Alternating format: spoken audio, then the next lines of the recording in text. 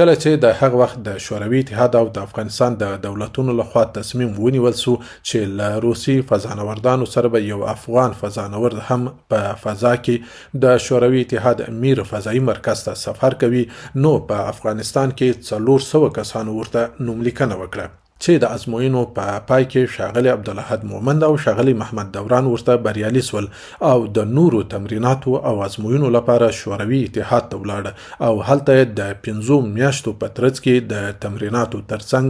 ډیرې جسمي او ذهني ازموینې هم ترسره کړې چې په پای کې ښاغلي محمد دوران مریض او د اپنډکس عملیات کوي او له همدې امله له پرواز څخه پاتې کیږي او ښاغلي عبدالاحد مومند له خپلو 2 نورو روسي ستورمزلو سره یو ځای فضا ته پورته کیږي.